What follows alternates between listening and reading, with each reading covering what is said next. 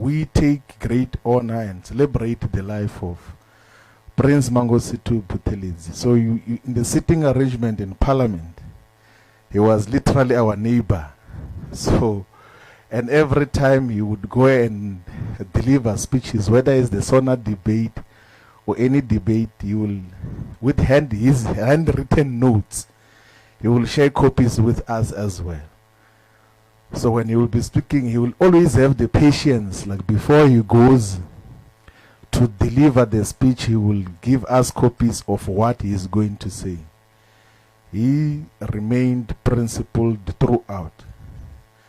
He never feared to contradict whatever position came, whether from the EFF or from the ruling party. And that is what should define all of us as political activists. That is what defined him, that it doesn't matter where the wind is blowing, you should remain steadfast. So we came to say we give honor and send our condolences to the IFP, to the family, to the children, to the great grandchildren, to everyone else who got to learn from him. We have learned a thing or two from him, knowing that you can sustain an organization for a very long time. Must not be swivered around, and that can only be maintained through principle. And our only wish, what I was saying to the Secretary General, and we're saying that, is that the IFP should not utilize this opportunity of the passing away of the founding president and leader of the IFP to cause internal strife and fights. The IFP must remain a solid organization. It has got a role to play here in KwaZulu-Natal. It must stand what it stands for. It must not be divided and people fighting each other. You know how you handle your own issues, but don't destroy the organization, because if you destroy your own organization, you are destroying his legacy. It means you never had respect of koMntwana Wakwaphindangene.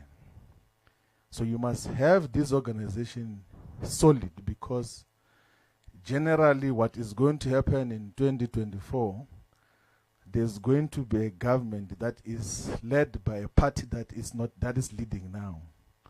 So next year in KwaZulu-Natal, there will be a different government, and the IFP and the EFF and all other strategic organizations will be playing an important role, and definitely not the ANC. So that is where we're going. So the IFP must remain steadfast in terms of what we stand for. We came to send our condolences, and of course, because we are sending condolences to a political leader, we will talk about the politics.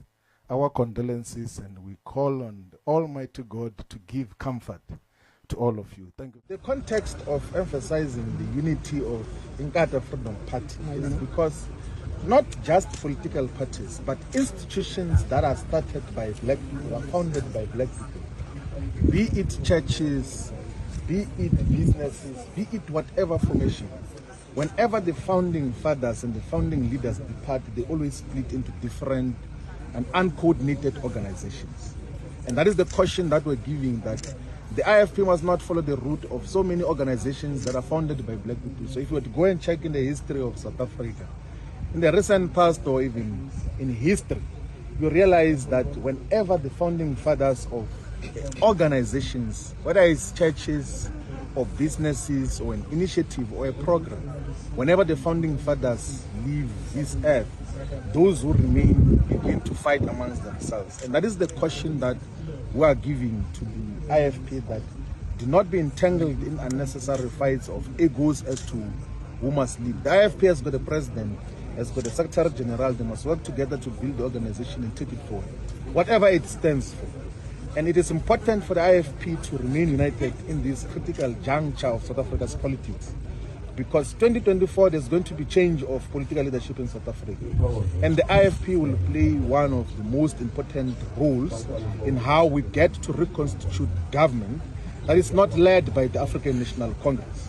So if the IFP destabilizes, it is going to weaken the change, the long overdue change, which our people have been looking up to say that let us make 2024 to be 1994, where we then redefine South Africa's politics, without the ANC. Let us define the future without the ANC. So the IFP must remain united.